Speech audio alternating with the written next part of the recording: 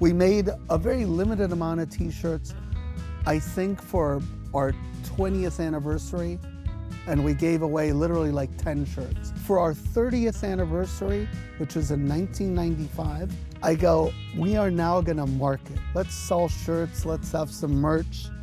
So I had a list of people, almost 400 people that we were gonna invite to our 30th anniversary. So anyway, I make our biggest order ever. I drove to Santa Cruz to get the shirts, and I pick up the shirts, I go, bro, I can't pay for this. He goes, what do you mean? The shirts are wrong. So the design was messed up, and he didn't notice, and he goes, oh my God, well, he couldn't afford to take the loss. I couldn't afford to pay for the shirts because they weren't right. So we make a deal, and we go, look, he will put the names of these 400 people on each shirt, and we'll give them away to customers that are personalized, and I'll just be in it for the cost of the shirt. So he ended up doing the job for free, and then we redid shirts in a new way, and they were perfect. But about a month later, his girlfriend, who he lived with and where he had all his silk screen equipment at, breaks up with him, kicks him out, and goes, all of this shit's going in the garbage. Do something. So he comes to me and he goes, would you like to buy silk screening equipment? And I go, of course not. I need silk screening equipment like I need a hole in my head. I'll teach you. Because he had to get it out really fast. I ended up buying all this crap, and he set it up in my mother's garage, and he slowly taught me how to silk screen. So now I'm in the silk screen business. And then I ended up just literally producing probably maybe 100,000 shirts that we've given away in our history. We love added value. So you order a picture of the tequila we are promoting that week or that day, and we'd give you a t-shirt with that picture. So it's like a huge discount, but it doesn't cost anybody anything. And people love that. And people started collecting shirts, and people started reselling the shirts. I mean, it's crazy. And now we love, again, being part of not just the San Francisco hospitality community, the San Francisco bar community, but the international bar community, the international restaurant community, being part of the city of San Francisco and of Mexico, so that when we go, you know, you may enjoy a Tommy's Margarita in Bulgaria, but if we can give you a t-shirt from our restaurant, we think it's really nice, and if you wear it, we're grateful. For our 60th anniversary, we will be doing pop-ups all over the world, and hopefully handing out Tommy's t-shirts to as many people as we can.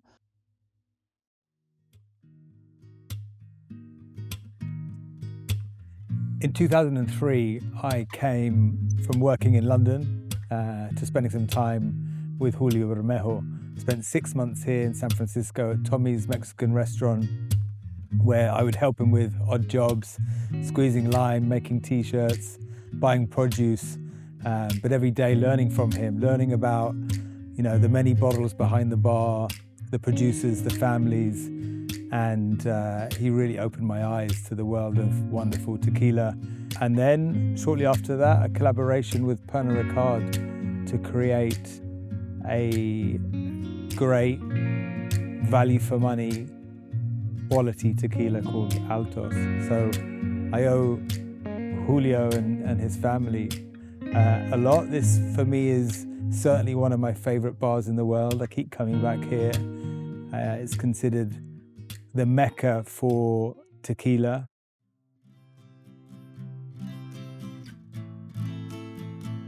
My name is Julio Bermejo. I'm the beverage manager here at my family's restaurant, Tommy's Mexican restaurant in San Francisco, California. I'm also the creator of the Tommy's Margarita, as well as the ambassador of tequila to North America, as appointed by the CNIT. One of my earliest memories and greatest memories and life experiences and business lessons was taught to me by my father when I was maybe 6 or 7 years old.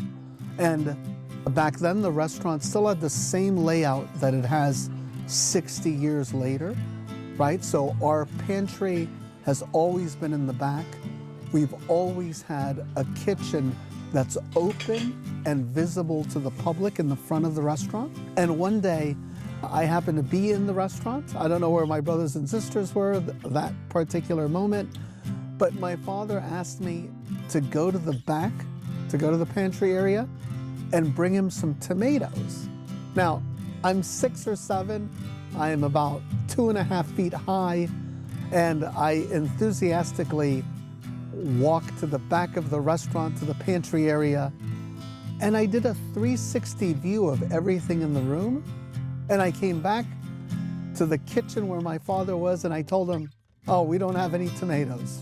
And he then grabbed me by my right ear and literally dragged me the distance from the kitchen to the back pantry on my feet and dropped me off in the pantry room in front of a box of tomatoes. And he looked at me and he said, you have 4 eyes and you can't find the tomatoes. And he took the tomatoes and he went back to the kitchen. But what that little lesson taught me forever was that there has to be a solution. So what he taught me was just figure it out.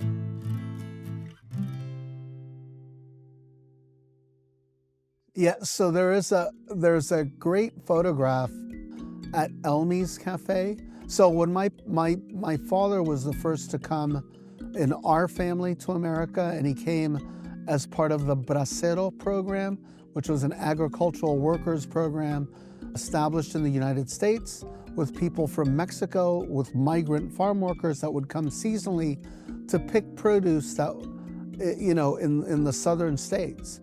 And my father, who came from a town called Oxkutzcap, Yucatan, came and picked produce in Texas and in Arizona and in Southern California, and eventually made it to Northern California.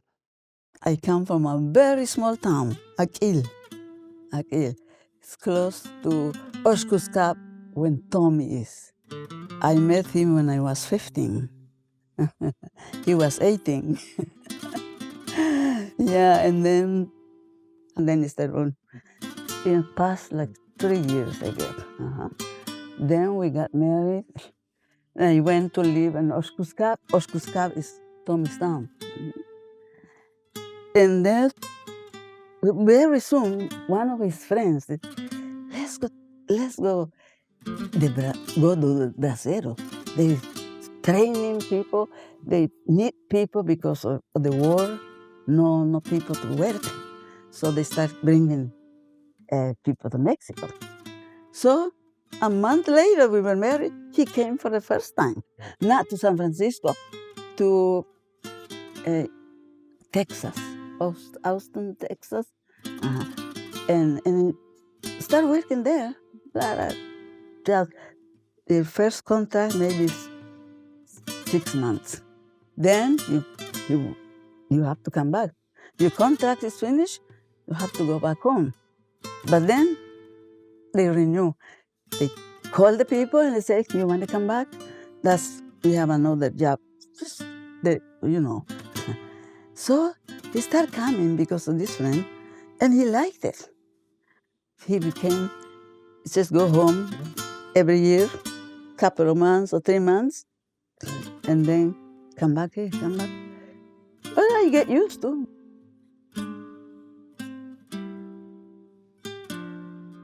And eventually, to cut to the chase, had a relative here in Northern California who got him a job as a dishwasher.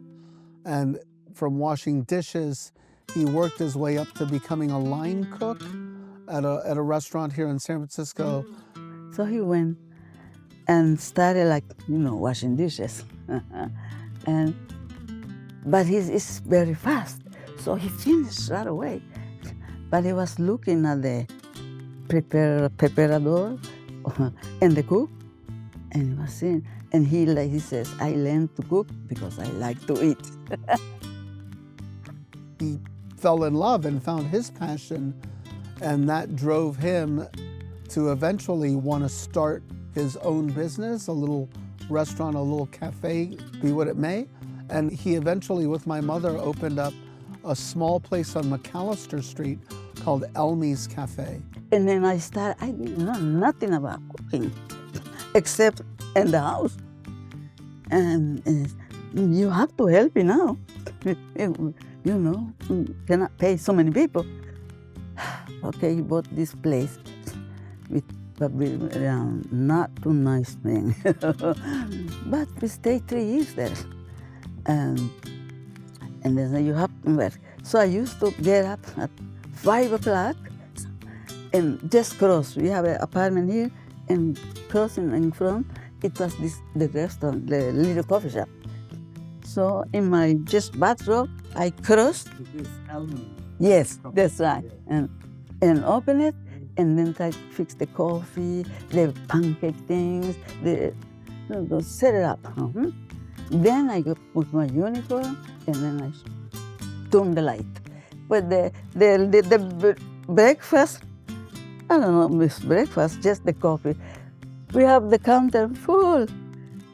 10 cents the coffee, 12 cents a donut. And then it started making the lunch. 89 cents for lunch. Now, I have no recollection of that, so we have some pictures, hopefully, but I have no recollection of that.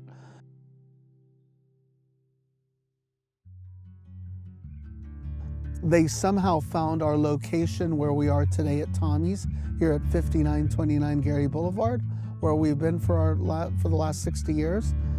So, but then he wasn't so happy. He said, I would like to have a restaurant. Okay, that passed some years, 2 years or something. And then this friend told him, Tommy, as a restaurant, I think it's good, it's on Gary, but they closed. And then when they closed it, and Tommy came and he said, why don't you go to ask the owner? And the lady said, I cannot give it for rent because I have a lease with them, that I can sell the building. And Tommy said, the building? Where can I get the money? Oh my God. No, if you make the payment, you have friends, they can lend you money, and the co-workers, you know, it was, I don't know how many were. And then, I have some money saved. And another one, Tommy, I have some money saved. And we make the payment. And then, the rest, little by little, wasn't easy, you know.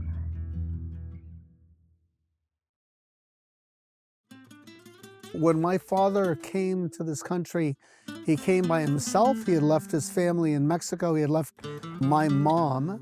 And at that time, I mean, I didn't exist, so I don't really recall anything. But my oldest sisters were in Mexico as well. And my father came strictly to work, which was a very common thing for all immigrants that came to this country, right? I didn't like it, but what can you do? In those times, more the woman is in the house, or the house. Then I started having the babies. Candy, he was home. That was very nice. The idea was to try to save money, send it back home, you know, try to have a better life. Now, in the 50s and 60s, it seemed to have been a little bit easier for immigrants in this country to eventually apply for residency. And my father did that. He applied for residency, and he eventually was able to bring my mother and my 2 oldest sisters to America. Now, I was quote unquote born, and yet I had 2 other siblings, my sister Candy and my brother Thomas, that remained in Oshkoshka because we didn't have the resources to bring them over. And then before Tomasito, then invite me to come here. He said, I want you to come to the United States. Very nice, and the food and this and that. So, okay. So my sister-in-law fixed everything, the papers. We went to Merida, got the papers. I wanted to come to to be the tourists, you know. It was just going to come for visit, is what I thought. So the agent in the consulate says, where is your husband? Because I said, if I know, I could say I was single. But I didn't know. I said, are you married? Yes. Where is your husband? He's in the United States. Oh, your husband is a resident, and I'm not going to give you tourist paper. You're going to be a resident. My God, no, I'm just going to make 1 month, 2 months. I don't need it. No. I thought it, was a bad thing, but it was a favor. And you go to San Isidro and you get your paper there. Can you imagine? I say, still will train around, but I'm so glad now. So I am growing up as a little person, and I know my sister Teresa and Elmy. And then one day, my parents tell me, oh, and this is your sister Candy and your brother Thomas. And they just got here from Mexico, and they were like grown, larger individuals and older than I was. That was a little bit of a surprise, but a little bit of a unique childhood experience. We all ended up going to school in this country, starting from grammar school at St. Monica's Catholic School, and then to Catholic high schools, and then to universities. We're the first generation in our family to make it to university, and I'm very grateful for that. And that definitely shaped what we did, but it was the hard work ethic of both my parents that I think have laid the groundwork for whatever success you want to call that my brothers and sisters and I have had, and very grateful for that.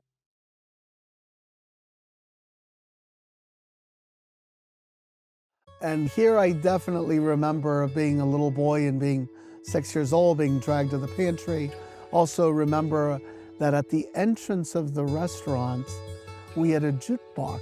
And that was the only reason I loved coming to the restaurant, was to listen to music, not to work. We put it over there. So for a long time, yeah, people like it. And even couples come together, the music first, then the order. But here we have it for a long time. Mexican songs and some rock and roll, right? What was popular at the time. And that actually brought me more satisfaction than grating cheese or, sifting through pinto beans and deboning chickens. So it's very interesting to have one's life defined by agricultural products. But when I was a very young boy with my brother Thomas, many times we would find ourselves needing to clean the pinto beans, right? So even though we came from the Yucatan and the bean we used was black bean, that was very foreign back then in the early 70s. We would use black beans for our meals, but literally the color was off-putting to Americans at that point in time. And so we used the more common pinto bean. And at that time, when you bought pinto beans, pinto beans had a lot of rocks and a lot of dirt with them. And it was my brother and my job, one of them, to sift through pinto beans and try to remove as much of the debris, the dirt and the rocks that we possibly could. And invariably, more often than not, unfortunately, a guest would find, a clump of dirt in the beans or a rock or something, because it wasn't a perfect science. And today, I'm grateful that triple cleaned pinto beans exist, and I no longer have to do that.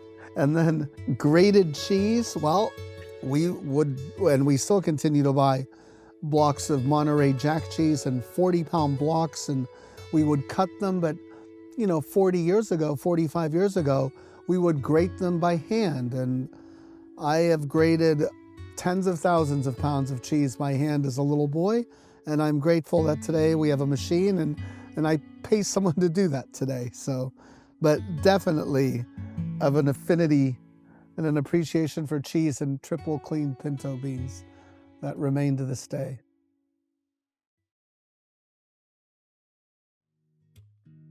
I can cook. but I can't cook fast and not cook for many people. I can cook for 2 or 3 people, but when you see a bunch of tickets on the line, it stresses me out. So I'd rather make a lot of drinks.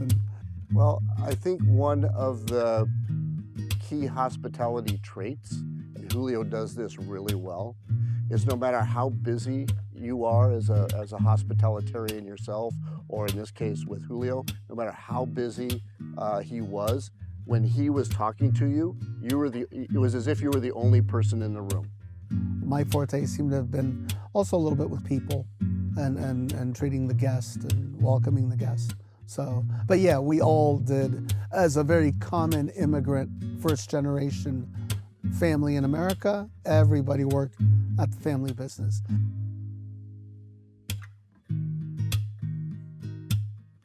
He was still a baby. It's Julio. Yeah, because he at that time, when we opened, they running around here. I remember vividly, we have this open kitchen that looks out into the street, and as a young person, your parents teach you, don't jaywalk, don't cross the street unless the light is green. And here I'm trying to escape not coming to the restaurant and going across the street to the playground to play. But I almost invariably have to walk in front of the restaurant, and at any moment my parents can see me and hey, call me back, come in here and work. Told me, I would say, oh, study here, do this, do that. Just for fun, because nobody was here, no clientes. So they used to do that. Even when they grew up a little bit more, they all went here across the street.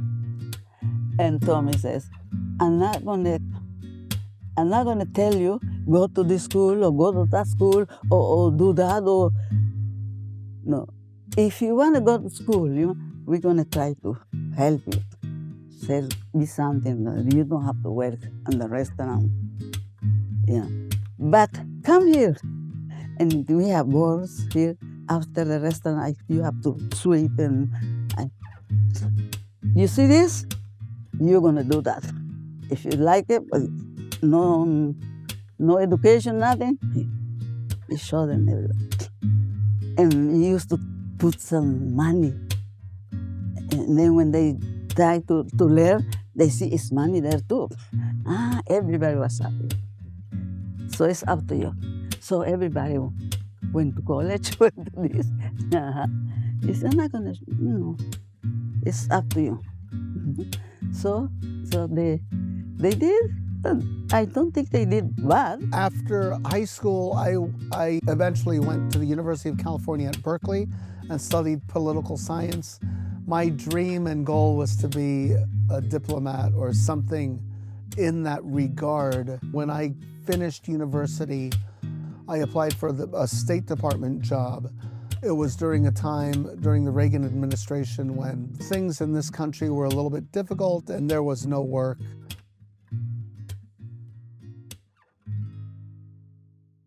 My father would always say, you do whatever you want, but if you're not doing anything, you are working here at Tommy's. And indeed, that turned out to be my fate, and I hated it. I hated working at our family business.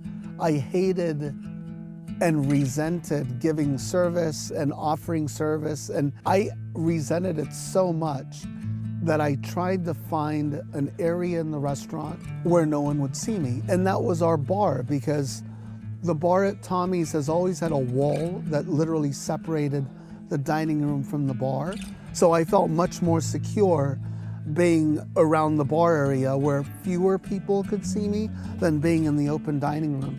But that allowed me to find a passion that was directly linked to our business that I could somehow, work with or be part of, that made me feel more part of the business, and then in turn allowed me to take whatever skill I learned from that and be open with other guests and talk to them about, in this case, tequila and the experience that I had had.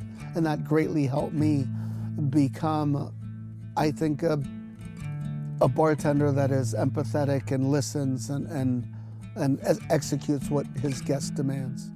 First of all, Julio is Mr. Hospitality. I don't think there is a better person than him, that he really does everything to make sure that you are well looked after. From a customer point of view, to a friend, to everything, he will organize trips. He's got so much energy, so much love, so much passion. It is overwhelming. I love Julio to bit. And I respect the man. I respect him for who he is and what he is.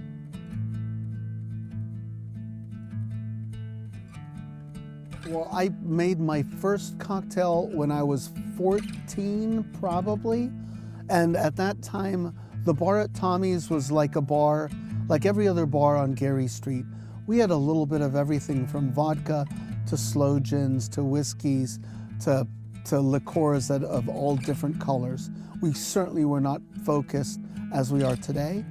And the first cocktail I ever made, my father taught me how to make a Manhattan in a coffee cup. We would get police officers that would come in to have lunch and that wanted a cocktail. And I remember my father telling me, "You're gonna make this," and he didn't even say cocktail. He said, "You're gonna make this drink, and I want you to chill a saucer or a coffee cup." Okay, chill the saucer, and then you're gonna put this, this, and this, and you're gonna put it in the cup and serve it with the saucer like it's a cup of coffee. Okay, I mean, I had no idea what a Manhattan was. I had no idea what the history of the drink was, what the ingredients were, that it was made this way or that way. I just did what I was told, and it seemed strange that I didn't put two and two together, that there was something that may not have been right about doing that, right? I just, this guy, that's how this person drinks whatever it is they drink, let's get it to him. But that was the first drink that I made.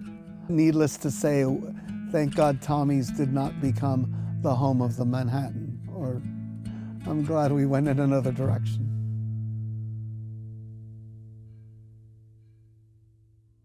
God, I remember when my father actually started the restaurant with my mom, it was a little bit more of like a Hofbrau style. They had roasted meats, and only because at the restaurant where my father had worked, a restaurant called the Bighorn, that's what they did. And he saw that people liked it, and who doesn't like roast turkey and roast beef and this and that? And so he started doing that here, but slowly he started incorporating very commercialized Mexican dishes like enchiladas and tostadas and things like that. And I just remember my sister saying, "Why don't we cook food that we actually know how to cook and that we're, more experienced with?" And slowly but surely the menu started shifting a little bit from selling just American food to selling some commercialized Mexican food to eventually selling more specialized Yucatecan food and things that we were really much more familiar with.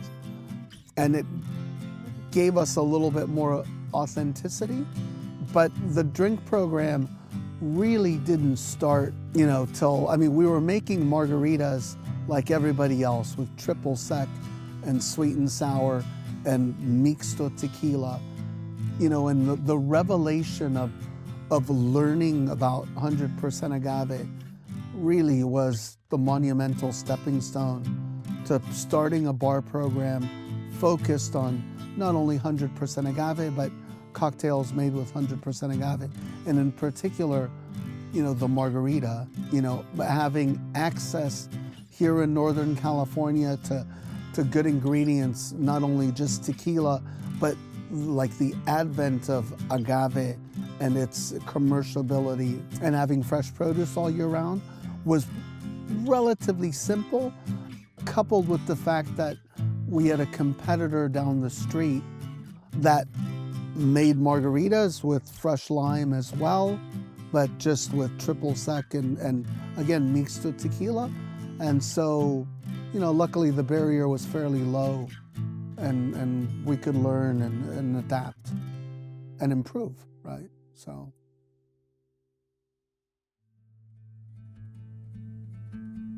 Even before I was quote unquote legal to make drinks, I was making a zillion margaritas, blending them up with fresh lime, no agave, just triple sec and simple syrup, but fresh lime, and making what we thought were very delicious and thirst-quenching margaritas that people seemed to love because we were selling pictures of them in big giant coupe glasses, you know, with salted rims. But again, the introduction of 100% agave through Herradura really opened up my eyes as to the flavor variety that there was with this particular product. I mean, I had no idea what Valley agave was, what Highland agave was. The only difference I knew was that there was a stuff that was regular tequila, right? And we had this 100% agave. And it was monumentally different. And I don't know how I convinced my parents to let us change our well, because the first monumental step I made as someone with responsibility behind our bar was to change our well tequila. And by then, we had been using Sauza Hero, which, as I remember, tasted fairly good for a mixto. I mean, it's 51% agave, 49% other sugars. And back then, the other sugars were sugar cane. It wasn't high fructose corn syrup. And it tasted decent, and it certainly made a solid margarita, right? But again, when I'm introduced to 100% agave and made the same blended margarita the way we were making it with Hero and this, it just was a eye-opening experience.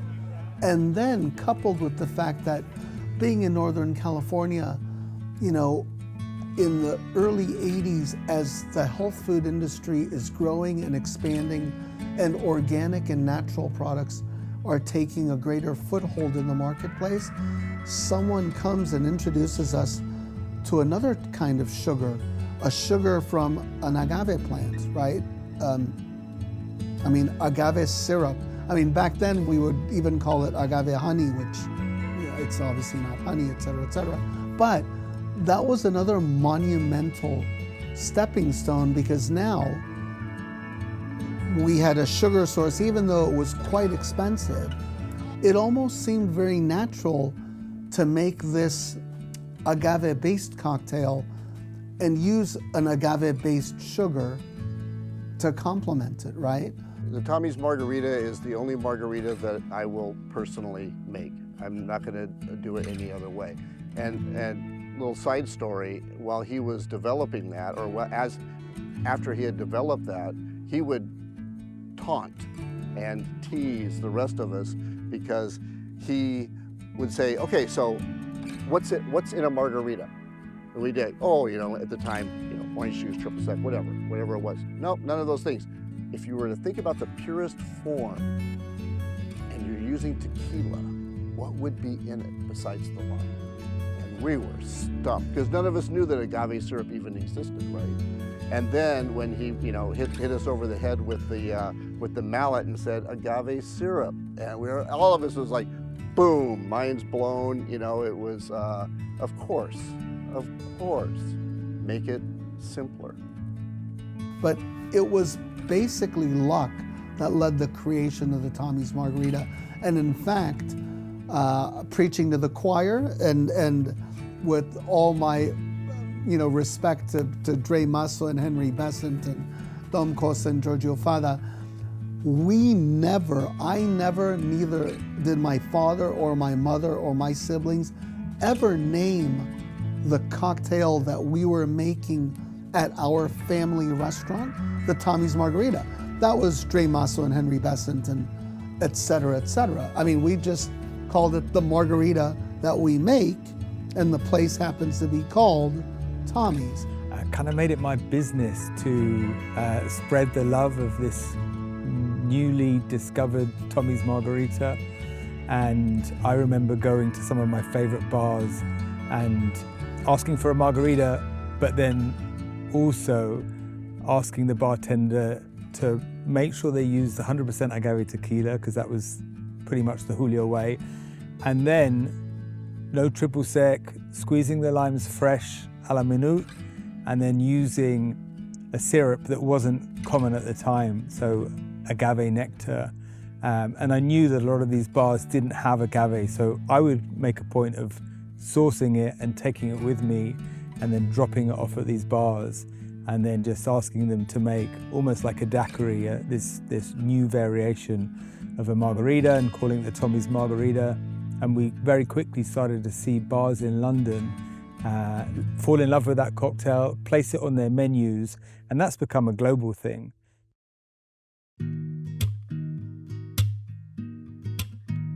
You know, our weapon of choice behind our bar is the Mexican elbow. And in every Mexican home, there's probably one or two of these of various designs and shapes. But this is integral in everything done in Mexico in terms of cooking. I remember being asked one time to make some margaritas on stage for a famous performer, and it was Sammy Hagar. And, you know, Sammy told me, hey, just be careful. The pulp of the lime bothers my throat. And, I mean, his instrument and his weapon of choice is his voice.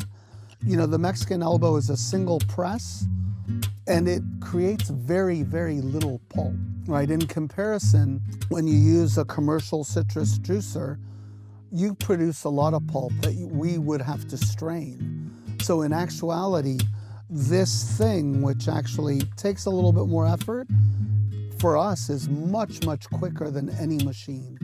This little thing is our moneymaker, right? And this is our livelihood.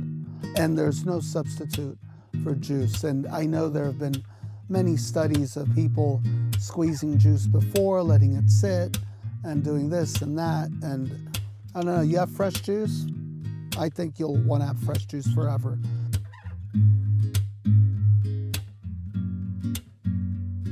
One of the things that I'm a little bit proud of as well is starting to serve tequila and leaving the shot glass and the cognac snifter behind.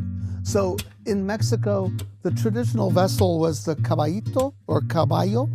It's a 60 ml serving vessel in a V shape, right? Which, as we remember, you know, vaqueros or charros or cowboys in Mexico would always be drinking out of the tip of a bullhorn, and the tip of a bullhorn was pointed, and you know, because of its inability to be rested, right? You can't put a bullhorn down. You know, that tradition of shooting the entire thing and passing it along came about. And a lot of people would drink tequila this way, but it was you couldn't appreciate what you were drinking, right? I mean, if you want to get drunk, sure. And so in Mexico, when you went to a finer establishment, you got the infamous cognac snifter. And as we know, the design of the glass and, you know, the innate ability of this glass to concentrate too much of the alcohol to the nose made it not a great experience for the person drinking.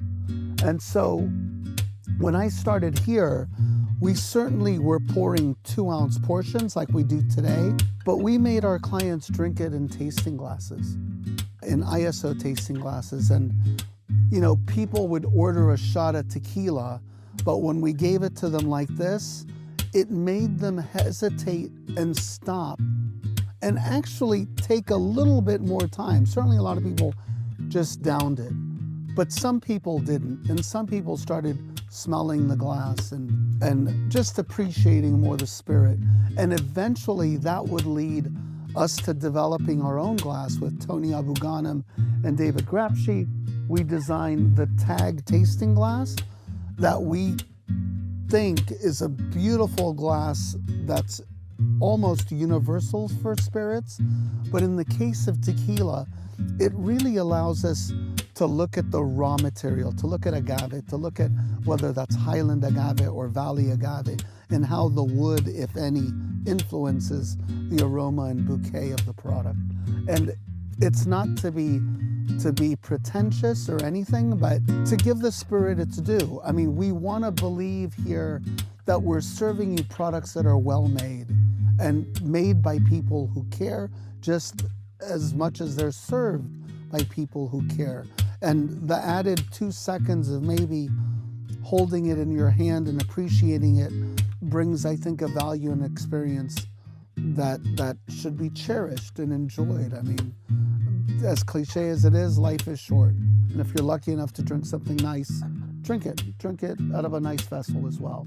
It took the American guest a while to go, wait, that's a shot of tequila and it's in a good glass, a real glass? Yes, right? And today, I mean, you know, tequila shares a much loftier status than it had 40 years ago, and well-deserved, I'll say, and deserve to be considered among the great spirits of the world, like cognacs and armagnacs and scotches, etc., and whiskey. So it's been a good evolution, and we've all learned together. 25% of all cocktails made around the world are tequila-based, so some kind of margarita. There's an incredible figure that I've come across in America.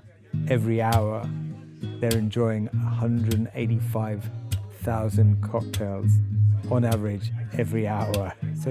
So it's a nation that loves tequila, and it's certainly here to stay.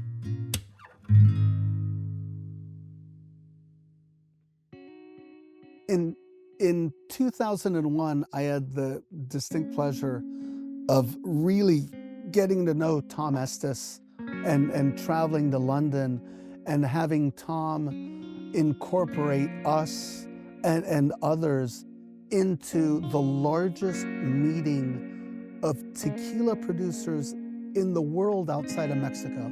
And it took place in London and in Paris, and it was with President Vicente Fox of Mexico when he went to the UK and the EU to sign agreements recognizing tequila's denomination of origin. And luckily for me, I had become friends with Tom Estes, and Tom Estes is the godfather of tequila to Europe, and not only a dear, dear friend and a person who we miss every single day, but a great visionary.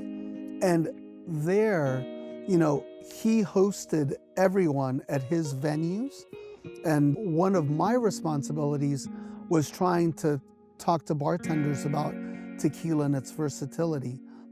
That would eventually lead, so that was in 2001, and in 2003, the National Chamber of the Tequila Industry would name Tom Estes Ambassador of Tequila to Europe and name me Ambassador of Tequila to North America as probably as a reward for what we did in 2001. But honestly, both Tom and myself thought that it was deserved. There were very, very few people at that moment in time that had any kind of reach that were doing significant work with tequila, not only in terms of just promoting it, but also selling it and bringing that culture to a wider audience. Now, when that happens, you know, I took it as a personal responsibility to try to represent as much of the industry as we can. And the way we decided to do that was I decided to try to carry a product from every distillery that exported to the state of California. Now, in the case of distilleries that didn't, then we would buy a contracted tequila from the distillery just to say we have something from that house. Now, we never guaranteed people would buy it because, you know, the marketplace decides that. But I'm still very grateful and thankful that today, with a couple of exceptions of products that are very difficult to get, we represent almost everyone, good, bad, and ugly. You know, and if you have infrastructure in the tequila industry, you own a distillery and you export to California, you can find one of your products here. Maybe not every one, but certainly one. And I think that's a very fair way to approach the business. it's not just a distilled spirit for us. It's much more of a cultural part of Mexico that again, even if you don't drink, you should learn a little bit about tequila.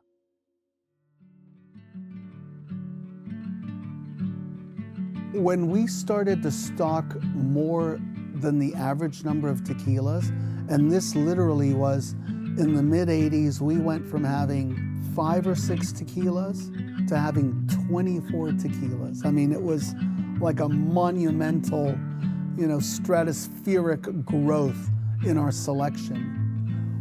The biggest impediment we saw was, how do we sell these things that have no brand name recognition and no marketing budgets and no support of any kind? And while I was at the University of California at Berkeley, there was a bar down the street, a beer bar called Raleigh's, that had a beer around the world club. And there, if you drank every single beer on their list, you got a free hat, then you could get a free t-shirt, and you could get more prizes. And I copied that. But I did it I was trying to be more convenient and not, and I told my guests, and by this time we now had 48 tequilas. And a bunch of them were mixtos, all right? It was a little bit of everything. And I made a little club where you just had to try half of them, 24, and we would give you a t-shirt, right? That said Tequila Master. And it failed miserably. It failed for years. No one would join. We gave away the memberships. And then one day, a regular customer came in and said, hey, you know that little punch card you gave me? I threw it away. Can I get another one? And I was angry. I go, this guy threw this thing away. I mean, it took me a long time to think about it and took me effort. And I go, it's $10. You want another one. And he looked at me and he goes, oh, I don't want it anymore. And I go, great. Someone was sitting next to him and said, oh, you have a club? And I go, yeah, kind of. And he goes, oh, and it's $10 to join? I'll join. And I go, what? And then suddenly, when someone showed interest and someone graduated, and by graduating had drunk the half things, we decided from that first time, not only would we give them a t-shirt, we made a kind of a cheesy diploma, but when other guests saw this recognition, then it was like a virus. People started joining and graduating, and we started to create a culture that would last to this day, where, we do little interesting things, like at the bar, when you order something different, we just put the bottle in front of you to stimulate conversation. Like, why is that guy drinking that? Or why is she drinking this? Or what's that? And that really helped us not only move those brands, but introduce brands that had no recognition among our guests because there was no marketing, to people learning about smaller brands and wanting to try them. And that little club eventually would develop to have various stages where, the first part is a drinking card. Well, we give you a free t-shirt and diploma. There was actually a segment of guests that wanted to drink, but wanted to learn what they were drinking. And that was monumental because these were consumers. They weren't professional people. And so what do? So we come up with an idea of, okay, we'll give them an exam. And then they still wanted more. Okay, well, let's go visit distilleries. So we started taking people to visit distilleries, and that would also lead to me taking professionals to visit Mexico. And we were lucky enough to take some incredibly influential people on their first trips to Mexico, and that would spawn people from wanting to do it on their own and do it themselves. And it actually, the greatest contribution of the London bartender was telling America that if we are traveling from such a long distance, we understand we're on your dime, but we want to stay 3 extra days on our dime and do whatever we want to do. Like, that was unheard of in America.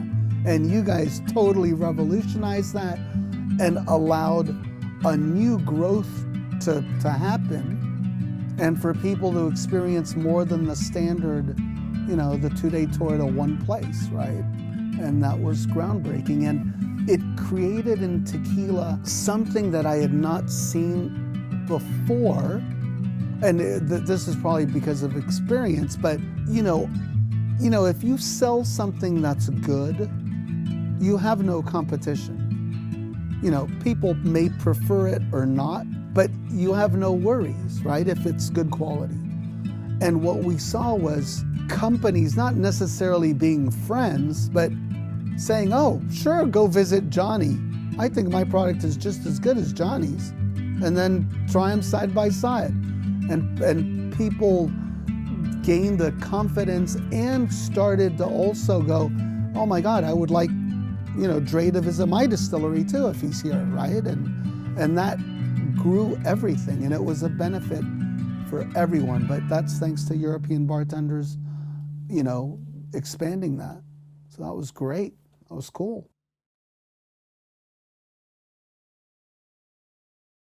We would go to Julio, visit Julio there, and of course he had his Bachelor's of Tequila program and his Master of Tequila program, so we learned. And then our back bar would change because of that. So at that time I was really, really hungry for any information regarding any kind of spirits whatsoever. But to have the ability to take a deep dive into tequila, you know, in San Francisco was amazing. One of the things that we've done for years, but we've never said it, is if you come with a group and you're gonna have more than one, you should literally drink something different. Because again, you know, we make a standard house Tommy's margarita out of a Valley style reposado tequila, and we think it tastes really great, but it may not be your favorite flavor profile.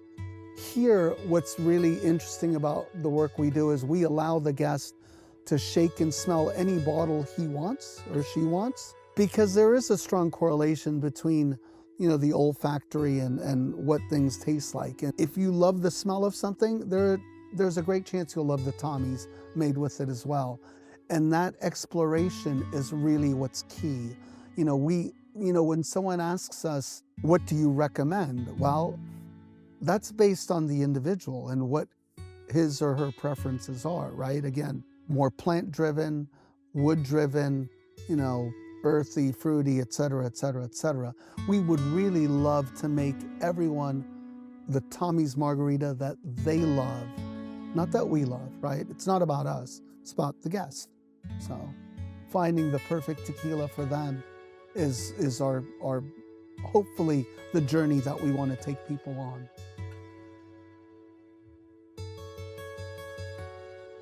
So we started infusing tequila many, many years ago, pretty much before it was fashionable, but we did it. We wanted something unique, but we also wanted something that was kind of just mind-blowing and unforgettable.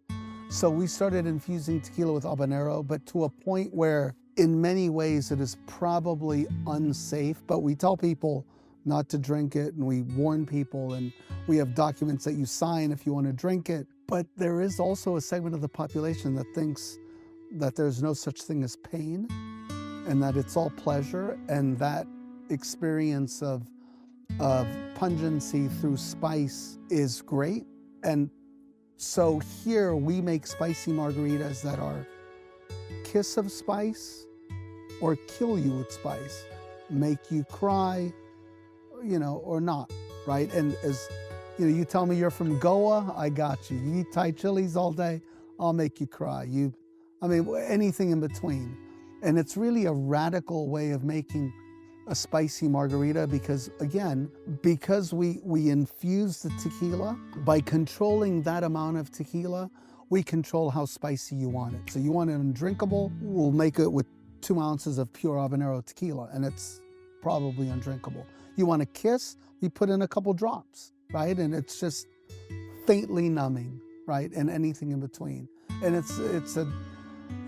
a different experience. And we call it Lazarus because you could be dead, and it's like that Pulp Fiction adrenaline shot.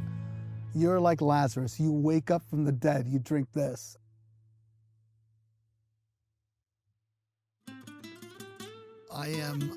I unfortunately am a romantic, and I am a very stubborn person. And once I know what I want, I try as much as I can to get it. And I fell in love with my wife the very first time I saw her, which was about 29 years ago. We've only been married for 18 years.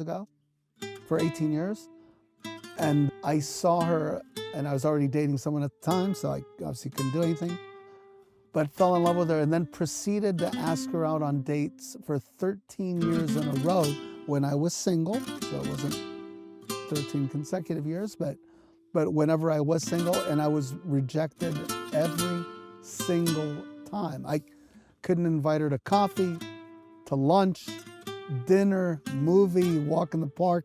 No, nothing. And finally in 2005, I was on the way to making a life-changing decision, and I wanted to find out if my wife had any interest in me. So before I made this life-changing decision with another person who was great, I went to ask my present-day wife if she had any interest in me. And having been rejected for 13 years in a row, I'm a confident person, but it's brutal, right? And so I walked into her office and I just decided, just put it on the table. I go, would you like to have lunch with me? And Lily said yes, but again, having been rejected for 13 years in a row, I turned around to see who she was talking to because she had never said yes to me in my life. And luckily for me, there was no one in back of me. So I go, oh, are you talking to me? And she said yes. And so I asked, well, I'd love to take you to lunch. I'll be in Guadalajara tomorrow. And she goes, okay, I'll meet you there. Tell me where. And so I invited her to a lunch, but based on I had a business meeting the day of the lunch, and I asked, I was very new to Guadalajara, and I asked the gentleman I was having lunch with, hey, where should I go to lunch? I want to impress someone. And they gave me the names of a couple of restaurants. And one of the gentlemen at my meeting was a chakra expert from Italy.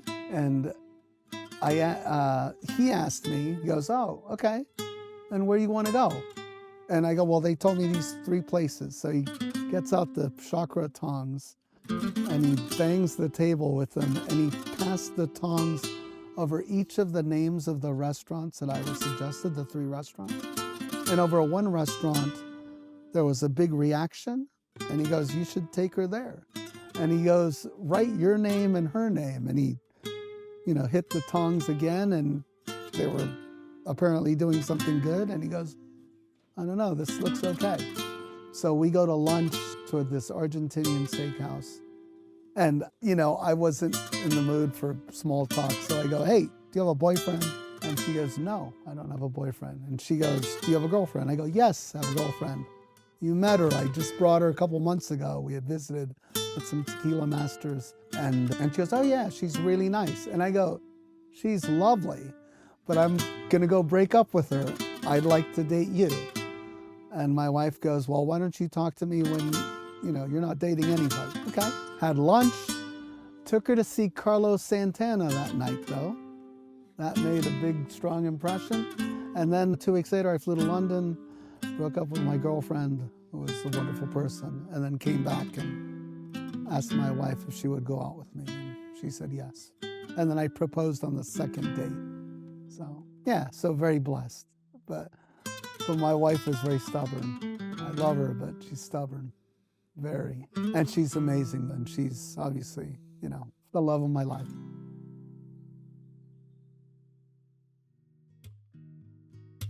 In our family, my father did all the cooking, and my mother's responsibilities. I mean, she also, I remember vividly her making a lot of breakfast, but my father did all the cooking. And it was just something that he truly loved. It was so incredibly ironic that my father loved cooking so much that he hated to go out to restaurants and order food. He was the person that if you ever went to a restaurant and someone's order got fouled up, it was always his. And because of that experience, he almost hated going out because he would always say, you know what, I just want to eat what I want to eat, and I know I can make what I want to eat. And even though he would, you go to the restaurant and as basic as when the server asks you, would you like a glass of water? And hopefully the server asks you, would you like ice or no ice? And he'd say no ice, and he'd get water with ice 100% of the time. Or, you order your steak, can I get it medium rare? And it'd come super well done all the time. So he'd just say, you guys eat, do whatever you want. I'll make my own food at home the way I want to make it. But my grandmother, Chichicandita, was a great cook. So was my mom's mom, Chichibina. But I think my father learned to cook a little bit from his mom, and also he learned quote unquote technique at the restaurant at the Bighorn where he worked as a line cook. But there's an innate ability, in my opinion, between people from the Yucatan to cook that is truly blessed, because today in the city of San Francisco, there is almost probably no restaurant you can go to where there is not someone doing the cooking who is from the Yucatan. So in general, people from the Yucatan love food, have a good sense of sazon or flavor. And I think my father had that as well. And he did all the cooking. And in fact, my father was famous for, if you ever had the luck of you telling him you were going to the Yucatan, he would do one of two things. He would give you a box of crap to take to somebody that he knew there, or he'd give you a side of beef to take on your plane.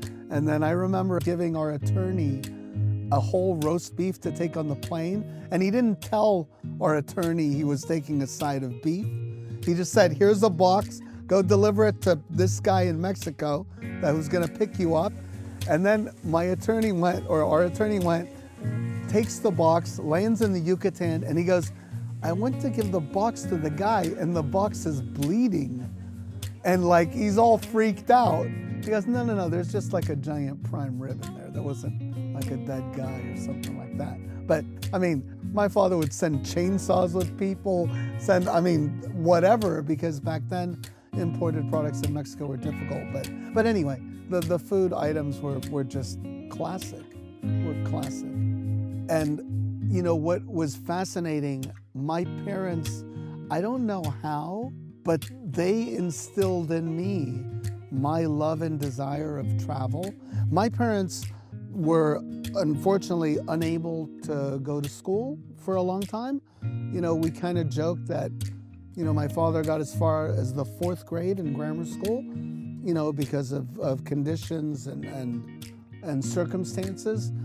And for some bizarre reason, he always wanted, and with my mom, to see other things and meet other people. So they traveled incessantly and went literally everywhere.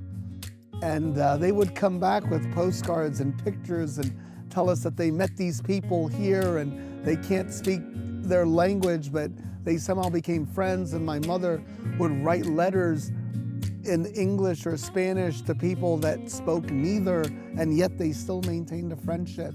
And I really loved that. And getting to meet people and different people really has inspired me to try to go everywhere I can. And bartending and the Tommy's Margarita and Tequila have really allowed me to do that. And again, forever grateful for that.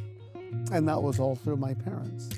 And just being taught respect of every single culture. And, you can be different with everybody, but share many things in common, whether it's eating or drinking, right? And that should bring us together. we would call my father a little bit of a philosopher. He could say things that seemed hurtful, but he was really trying to teach you great lessons. Like one of my father's classic sayings, I remember as a little boy, he would tell me, he would ask me something and I would say something preposterous or incorrect or wrong. And he would look at me and he goes, "You don't even know your first name," right? I mean, implying, God, you're dumbing up, get smarter, and things like that really, in my particular self helped me because, it's that whole thing when you start speaking with someone, if you actually say what comes immediately to your mind, you may disappoint not only yourself but others. If you actually think about what you're gonna say and try to respond just by waiting 10 more seconds, it's usually better. Or his advice, I always wondered, how does he keep his marriage, intact? He works all day, my mother works all day. They have 5 crazy kids that, and they don't really have time to go see us play baseball or basketball or be in our activities because they work all the time.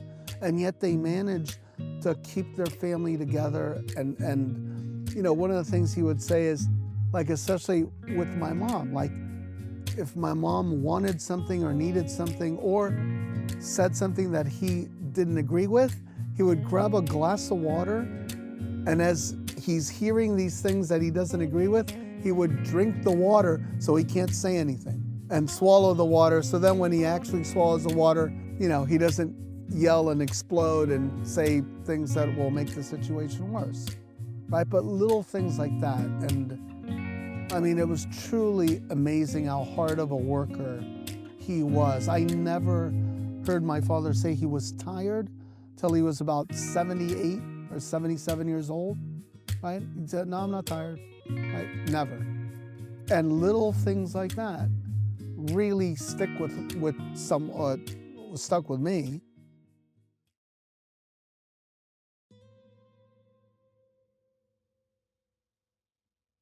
So I was coming back from downtown after running some errands, and I had called the restaurant to find out where my father was, and I was told, "Oh, he went to pick up your mom." And as I'm driving down 24th Avenue, I see that the truck is in the same place that I had parked it. And I go, "That's interesting. They just told me my father went to get my mom, but the truck's right over there." So I go around and to the restaurant and go around the block again. And I come back on 24th Avenue and then notice that there's an ambulance with some people in the foyer of an apartment complex. And I stopped there and that was my dad. I mean, I was shocked and I mean, didn't know what to do. I came immediately to the restaurant and I called my mom and my sisters. And I hadn't, at that moment, I didn't say anything to the staff because I didn't know what to do. And we didn't know, I was told by the ambulance, "We're gonna take this gentleman, your father, to X hospital." Okay, so I wanted to go to the restaurant because there was no one there and we were technically open, or just our team was here. And back then, this is 12, 13 years ago. So, there would have been a bartender, there would have been a cook, and there would have been my father. So dealing with whatever. And so I came to the restaurant to assume his role, even though normally I would come into work at 3:30. And I got a hold of my mom and relatives and they came, and obviously they went to the hospital and I stayed here, and we still didn't tell anybody. And when my father passed, we didn't say anything till the next day either, because we were kind of in shock and didn't know how to respond and what to do. And I mean, it was very surreal.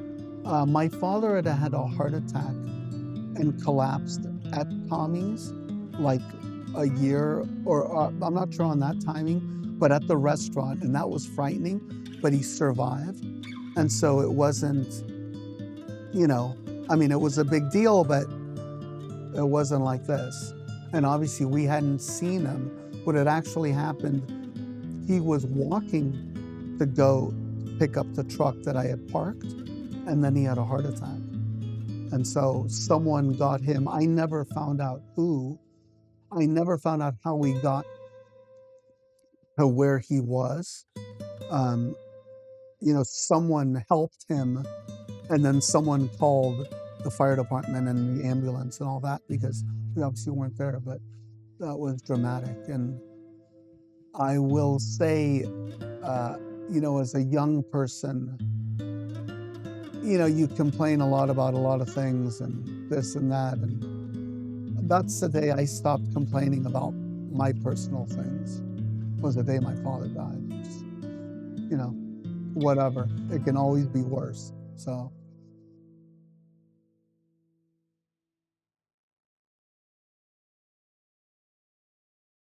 You know, I tried very unsuccessfully to fill the shoes of my father, but it's very difficult because, you know, I personally look at him as a very omnipresent kind of individual. He had a very big personality, and you know, he loved Tommy so much that this was literally with his family his whole life. And you know, I love Tommy's as well, and I'm deeply passionate about coming here every day, and I enjoy being here every day.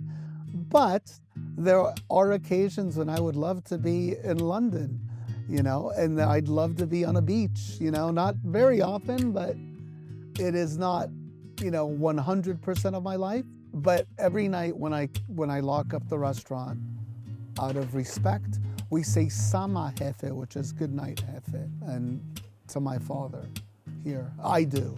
It's Mayan, you know, for essentially good night, boss. I mean, Jefe is not Mayan, Sama is Mayan. But, you know, both my parents spoke Mayan. Unfortunately, we weren't taught Mayan. I wish I spoke Mayan, because it's certainly part of our culture and heritage. And I've been really, you know, amazed that, you know, my dishwasher will tell me, hey, every once in a while things fall off the shelves and you can't figure out why, or someone hears something. And we've also had guests tell us that they've seen my father, even though they know that he's no longer here. So it's nice to hopefully still have him around. Sama Jefe. I was actually very sad, well, obviously when my father died, but I was kind of looking for the quote-unquote sign from the departed to tell you that, hey, you're doing a good job, or you're doing a shit job or something. And I heard nothing. I mean, no dreams, no noises. Like every night when I'd say Sama Jefe, I want to hear a curtain move or some shit to let me know, right? And nothing happened for years and years. And someone told me, it's because things are okay. And I go, okay, all right, you know, I'll buy it just for peace of mind. And then finally, after years, I didn't quote unquote see him or hear him. I felt something, and it was a feeling of satisfaction. And it's weird to explain because I don't think a lot of things made my father very satisfied when it came to the business. But it seemed like, you know, I had personally the approval, or whatever you want to call it, from that. And it really helped me be at peace with myself and continuing to run the business, or try to run the business, and continue the work that my parents have done. I mean, first time I met Julio was in the late 90s. And he came with his, I think with his, at that time with his girlfriend. He's not well dressed, but then we know Julio, you know. But he had that great smile. He had that great approach, you know. That when he's introduced himself to me, he said, "Maestro, my name is Julio Bermejo," you know, and And he brought me a gift, and the gift was this cup that I still use today, especially when I do homework. When I decorate, it's my cup. And so he brought me a cup, which was Tommy's restaurant, and the logo in the front, Yeah. and then my name on the side, which I thought that was very cute. Nice touch, yeah, that's very Julio. But I could tell he felt a bit uncomfortable. He didn't know, the lanes for the library bar, an iconic bar of the world, And I said, come with me, don't worry, I'm going to make you feel, And I took him to the Cupid Corner, right? Yeah. And I gave him a time of his life. And we became to be friends, So every time I got to know him more and more and more, and I got to know the man behind the person that we all know. And then with Thomas Margarita, you could tell the way he thinks, the culture, start to think about, again, the sweet aspect of the agave, and the beautiful thing, and how humble he is. For anyone around the world who does not know Julio Bermejo, you need to meet him to understand the person that he is. Has un cuore, it's got, what do you say? He has a heart, it's bigger than a house, Yeah. and his family has. And I love him to bit. If anyone talks bad about Julio, they better watch it.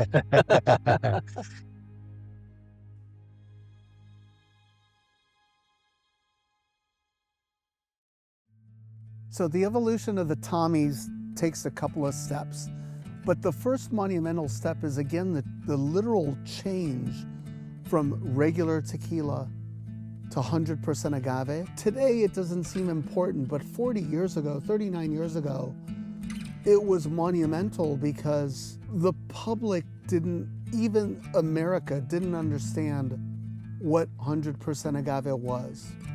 What I did understand was the cocktail was dramatically more delicious. So we start making the margarita the same way, but with 100% agave.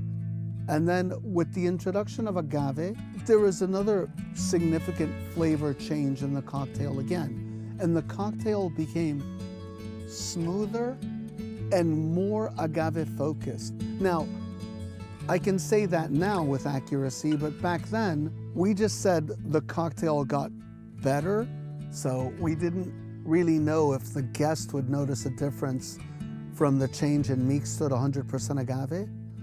And remember, this isn't a blended cocktail, right? So when we're getting dilution from water, etc., and the customer could distinguish it, right? And then the addition of, or the substitution of agave for simple sugar and for triple sec really kind of defined the margarita a little bit more, made it more intense and more flavorful. We didn't know why. So it was really fascinating because, blending a drink and having that much water, you almost don't think you can taste the base spirit, and yet you could. And it got more and more defined with the addition of agave.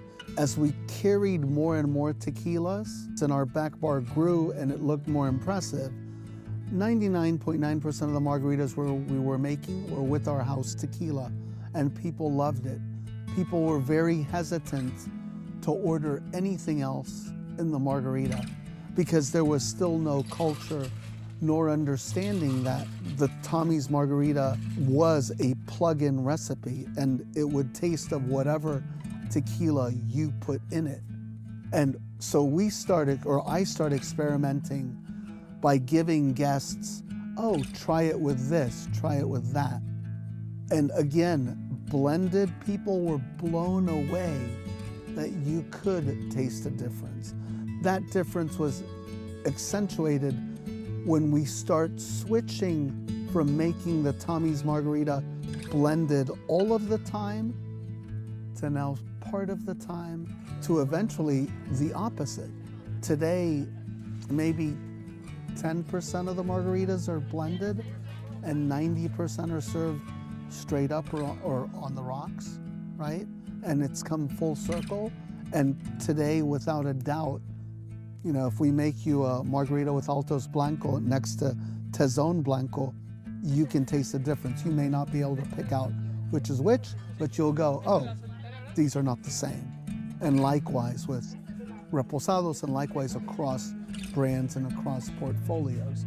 And that's been, for me, the most influential contribution of the recipe, is that it's a plug-in, and that your margarita is defined by what you choose to put in it, right? Today we're filming on a day of record heat in San Francisco. It's gonna be 90 degrees today.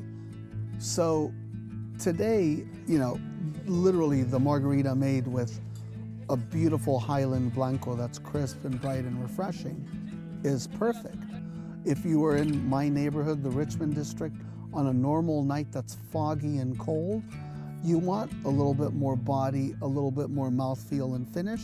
So that's why we use a reposado or use an añejo, right, for that purpose. But that versatility, for me, has really made almost a bigger contribution to the versatility of tequila in this cocktail.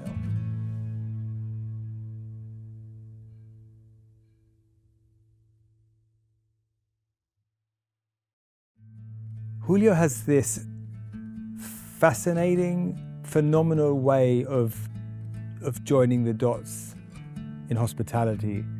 He's great at remembering names. I've not seen anyone as good as him, and there's an example that I've shared with friends before, that during that time that I was helping him here in 2003, I remember being sat at the bar and a couple walked in who hadn't been here for 21 years, I think it was, and had only been here once, and he remembered both of their names, and their jaw dropped to the floor in surprise. But he wasn't surprised himself. It kind of just rolled out. But he's great at. He has a gift for remembering names. He has a gift for joining people together. I remember seeing that at the bar, where he would introduce different people at the bar that were sat on their own, and, you know, almost like coordinate these people, knowing that they had something in common. No matter how busy he was, squeezing limes or taking an order or cashing off a check, once that door opened, Julio would look up and say, "Hey, thanks for coming." And likewise, as the guests left the building, he heard the creak of the door and looked up and said, "Hey, thanks for coming, see you next time." So this wonderful acknowledgement. He oozes natural hospitality. He's a master in that, and there's a lot to learn from him. He makes you feel very special. I wish I had had bartending mentorship and training. No, we didn't. You know, it's so funny because our style of shaking, we use the Hamilton Beach 809 blender top as our cocktail shaker. And remember, we used to blend every single drink we made. And I personally found it very impressive to go to a bar where you could order a one blended drink and they made you one blended drink. I go to bars all over the world where I see people ordering blended drinks, and there was always a residual in the blender. And then when the person was asked to make another cocktail, it was like Solera method. They would dump shit on the stuff that was left over and make you another drink. And here, we would make you one blended drink, or two blended drinks, or a pitcher, and it was exact. I mean, we're obviously measuring, but we measured, right? And we didn't want to make you a drink and a half or a drink and a quarter. We wanted to, because the balance of the drink would be thrown off. And again, it was really powerful to come here and order a blended pitcher of margaritas, and the bartender would make the drink. Many times it was me. I mean, you know, back in the day, it was basically me. And you would order a pitcher, and I would just grab the pitcher and just invert it into the glass pitcher or serving receptor, and there's nothing left over, right? I make the right amount because that's my job. But as basic as that sounds, it was uncommon. But from blending all of these drinks, the switch to making the drink on the rocks we didn't have cocktail shakers. I just make it in the blender because you can make 4 of them, right? And having 2 blenders is much easier to mix the drink than shaking the daylights out of it. You know, I mean, we would later find out that it's a total riff on, you know, a Cuban throw in some respects, right? But with ice and everything. So we're aerating everything. And it was just faster and easier and more convenient. But crucially, you know, when the guest ordered a Tommy's with a different tequila, we always washed the blender. It wasn't, you know, like when someone grabs a jigger, pours Midori, then they set the jigger down and then they're pouring whiskey in the jigger and then they're putting chartreuse in it. No. We always cleaned it and that was important because we didn't want influence from anything else, right? But yeah, throwing the margarita between the pitchers was key. I mean, and then making one margarita, again, we take the Hamilton Beach Bar blender top, we put in, I mean, since we have the experience and want to think we know what we're doing, we pour tequila first, we pour a cup of ice into the blender to start dilution, then we add agave, and then we finally squeeze lime to taste in a 2-1-1 proportion. But again, since limes are a natural product, we may adjust the lime juice less or more depending on size and acidity, et cetera, et cetera.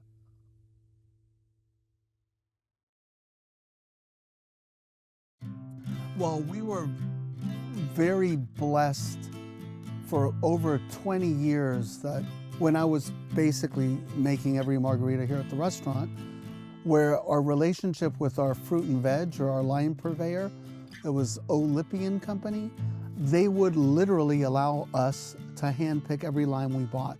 And for more than 20 years, we did that until Mr. Lippy, the owner of the company, passed away and sold this company.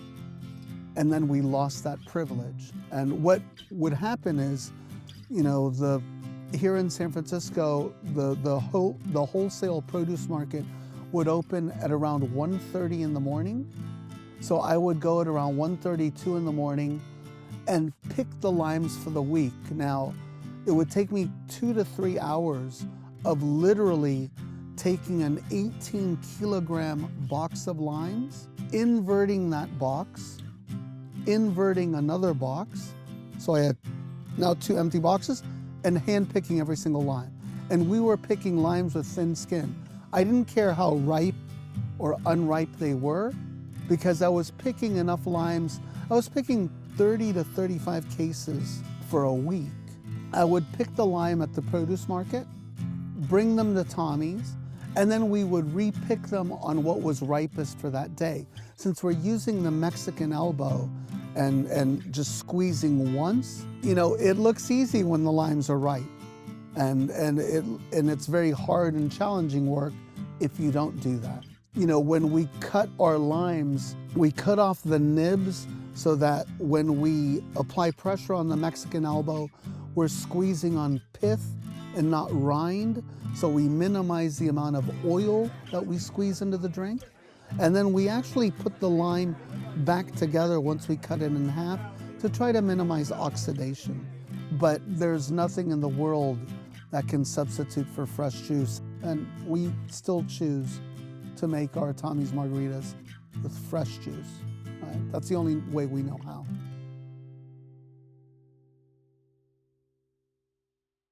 Yeah, well, so it was necessitated by the fact of the switch from the blended Tommy's to the on the rocks Tommy's. So we had been serving, I mean, it looked really beautiful when you blended a Tommy's and you served it in a giant coupette margarita glass. I mean, there was something about it because it was tall and huge. And it's the logo that we still use today, right? We just don't use those glasses because with ice, that glass became very impractical and the tall center of gravity, people were knocking them over. And so we moved to the goblet that we use today, the 10 3/4 ounce goblet that we have, and it's been perfect. And luckily, because the restaurant's been here so long, we are allowed to place glassware above the heads of the bartenders. That's no longer legal in the state of California, but we're still grandfathered in with that. I'm grateful for that. If not, we wouldn't have any room for any glasses. But yeah, it's iconic. It's a fair-sized cocktail.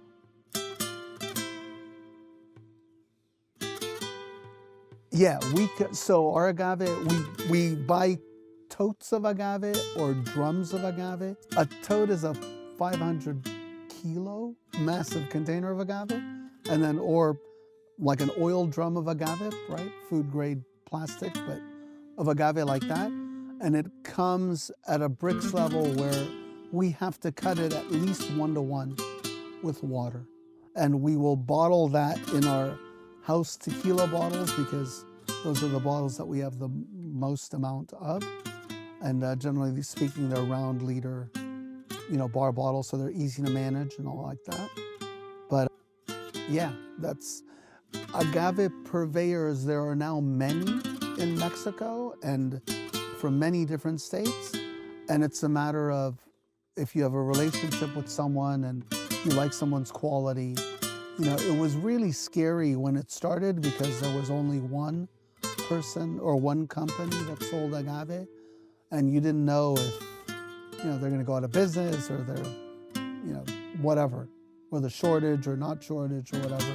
Today that's a solid business in Mexico for several people, and it allows the Mexican states that aren't in the denomination of origin region, so they can't make tequila or mezcal, but they grow agave. And again, you don't need you just need an agave with a lot of residual sugar to make agave, and you have a business. And it's not obviously not used just in cocktails, but it's a sweetener that's used in many, many industries, and it's low glycemic, and I think it tastes delicious, and it's widely available now. So grateful for that.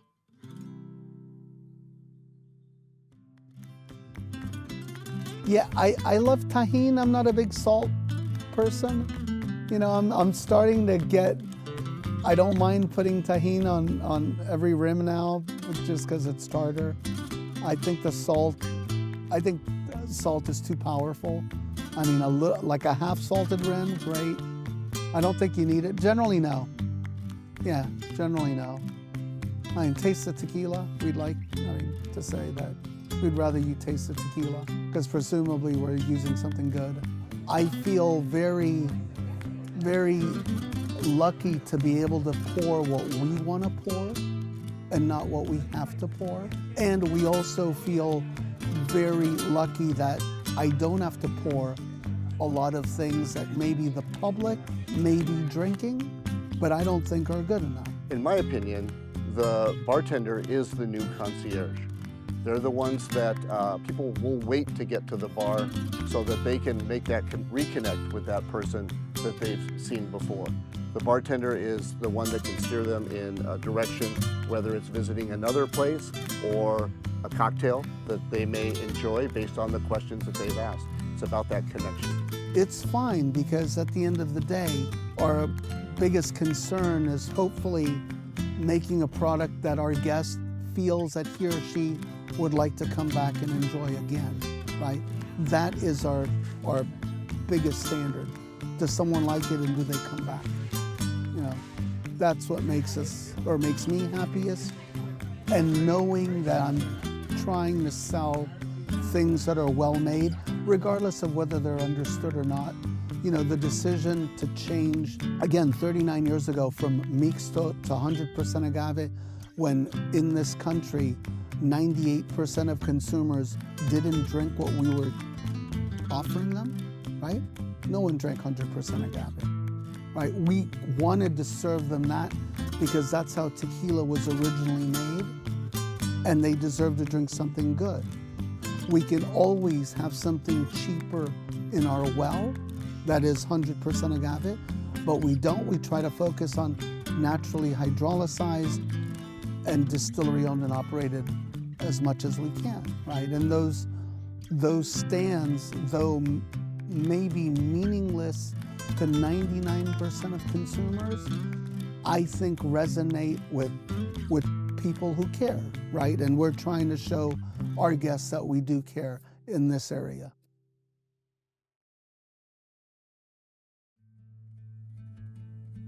Well, whenever anybody says, do you want to go to Tommy's, the answer is always yes. I live in Napa now, which is an easy hour-plus drive, and I still go there on a semi-regular basis just because, you know, it's Tommy's. And it's legendary. And there's been so many great conversations that have happened at that bar. So every time I go back, it's a flood of memories. You're always greeted by the family, because I've been there enough, they know my name, but behind me comes somebody who maybe hasn't been and they know their name too. So it's a neighborhood place, but yet it's international. So it has that wonderful dichotomy of feeling like home to people all over the world. Yeah, I've been really surprised because again, no one ever thinks of trying to make, or you don't purposely try to make an impact on anything. You try to make things better for yourself and your local area, your community, your whatever.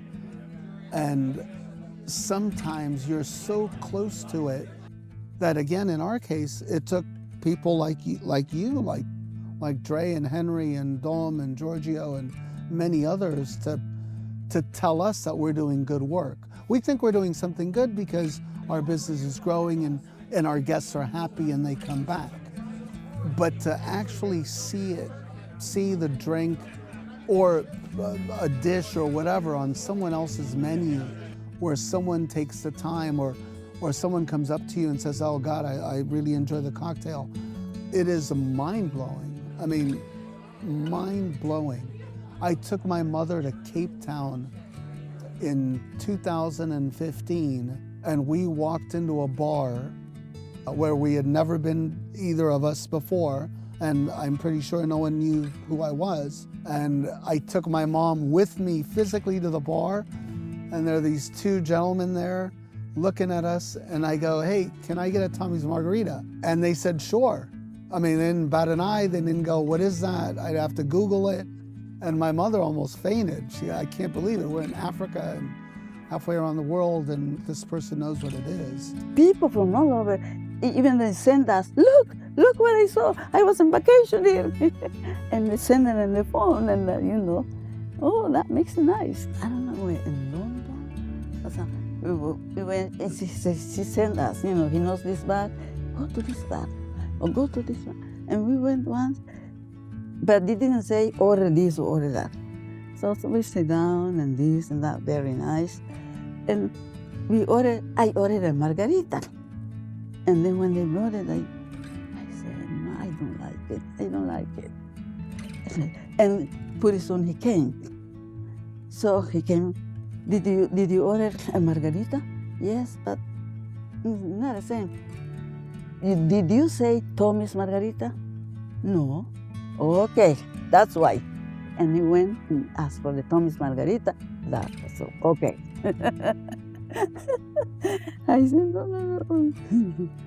And like you say, a lot of people send us notes they saw in some place far away. On my travels, I've seen it in China, in Japan, in Africa, all over Europe. It's become a modern-day classic. It's overtaken the classic traditional margarita, if you like, and along with a small handful of other neoclassics like the espresso martini and the bramble and the treacle, the porn star martini. It's now becoming well understood by the general public. It's a great cocktail to make at home, only 3 key ingredients, but it's certainly here to stay and still my top go-to cocktail. It's really, wow. I mean, it's unbelievable. It's unbelievable. So, but I mean, it's kind of like, I now jokingly say that Tommy's is like, there was a casino in Las Vegas called the Mirage, and their tagline was global from one location, you know, in Las Vegas. And so I like to say that Tommy's is kind of global, but from here in the Richmond district in San Francisco. And it's nice, but very grateful. Tommy, maybe you happy. Tommy? Yes.